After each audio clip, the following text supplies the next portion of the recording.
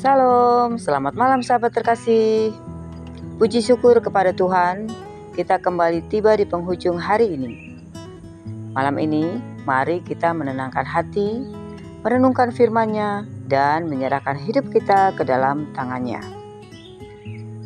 Firman Tuhan malam ini kita ambil dari Nehemia 1 ayat 4-11. Nehemia 1 ayat 4. Ketika ku dengar berita ini, duduklah aku menangis dan berkabung selama beberapa hari.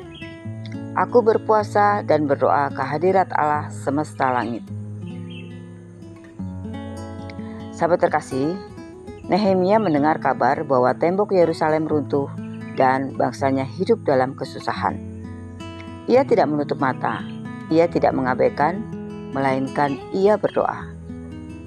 Malam ini kita diingatkan, seringkali masalah hidup membuat kita sibuk mencari solusi manusiawi. Tapi jalan pertama selalu adalah doa. Doa adalah respon hati yang peka terhadap keadaan. Nehemia tidak hanya berdoa untuk bangsanya, tapi ia juga berkata, "Aku dan kaum keluarga bapakku telah berbuat dosa." Doa yang berkuasa bukan sekedar permintaan, tapi juga doa yang rendah hati mengakui kelemahan di hadapan Tuhan. Malam ini, mari kita datang dengan hati yang jujur, mengakui kegagalan kita.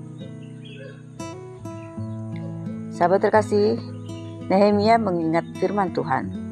Jika umat kembali, Tuhan akan memulihkan mereka. Ayat 8-9. Ia berdoa sambil memegang janji Allah. Doa yang kuat bukan hanya kata-kata, melainkan doa yang berakar pada firman Tuhan. Saat kita berdoa dengan iman kepada janjinya, doa itu mengguncang surga. Sahabat terkasih, Nehemia berdoa agar diberi kasih sayang di hadapan raja. Ayat 11. Artinya, ia tidak hanya berdiam dan berdoa saja, tapi siap bertindak. Doa sejati selalu melahirkan keberanian untuk melakukan sesuatu sesuai dengan kehendak Tuhan. Sahabat terkasih, ada seorang petani menanam benih di tanah kering. Ia tahu tanpa hujan, benih itu tidak akan tumbuh. Maka setiap hari ia berdoa kepada Tuhan sambil tetap rajin merawat tanahnya. Ketika hujan akhirnya turun, benih itu bertumbuh subur. Demikian juga doa kita. Doa bukan pengganti kerja keras, tapi doa adalah hujan surgawi yang membuat usaha kita berbuah. Sahabat terkasih, saat mendengar kabar buruk, jangan panik.